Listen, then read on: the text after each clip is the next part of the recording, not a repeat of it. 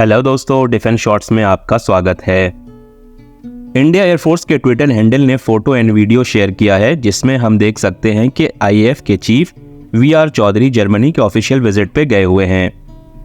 Germany ने खुद defence chief को आईएलए डिफेंस एग्जीबिशन के लिए इनवाइट किया था।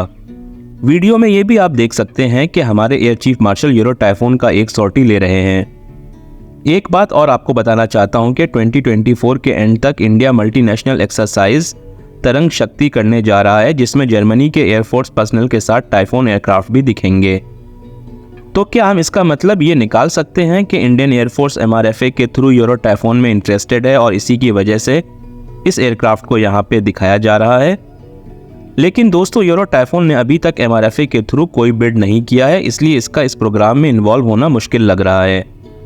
जब भारत राफेल की डील करने जा रहा था तो उस वक्त इसका सीधा कॉम्पिटिटर यूरो टाइफून था, लेकिन इंडियन एयरफोर्स ने आखिरकार राफेल को ही चूज किया। दोस्तों, यूरो टाइफून टेक्निकली राफेल से सुपीरियर है और एयर टू एयर कॉम्बैट में भी अभी जो लेटेस्ट एवियोनिक्स यूरो टाइफून में लगे जा रहे हैं उसके AI integration, super cruise control अपने पेलोड के साथ, उसकी तुलना हम अमेरिका के F-35 से भी कर सकते हैं।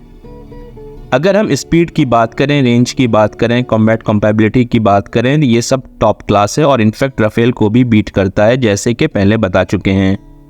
लेकिन जो सबसे बड़ा डिसएडवांटेज यूरो टाइफून के साथ ये है कि इसको 4 कंट्रीज मिलकर बनाते हैं और इनका अपना अलग अलग शेयर है। ये कंट्रीज यूके, जर्मनी, इटली और स्पेन है।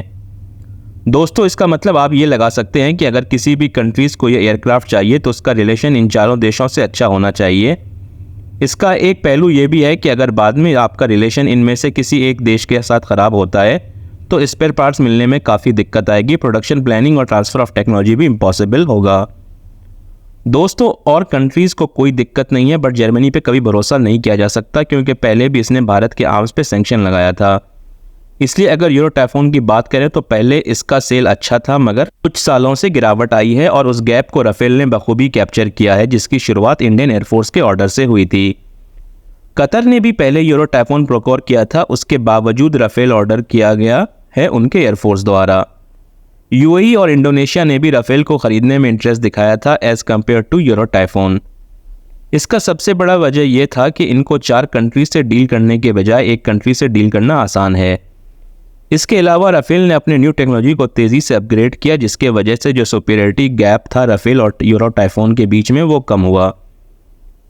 अगर यूरो टाइफून एमआरएफए कंपटीशन के अंदर ऑफर किया भी जाता है तो इन सब रीज़न की वजह से इंडियन एयरफोर्स बिल्कुल रेडी नहीं होंगे और जो भारत के एयर चीफ ने सॉर्टी किया है इसको एज ए गुडविल जेस्चर देखना चाहिए, एज ए सेल्स पिच नहीं देखना चाहिए। दोस्तों, इस वीडियो को हम यहीं पे ख़त्म करेंगे और आपसे रिक्वेस्ट है कि वीडियो को लाइक कीजिए एंड चैनल को सब्सक्राइब कीजिए।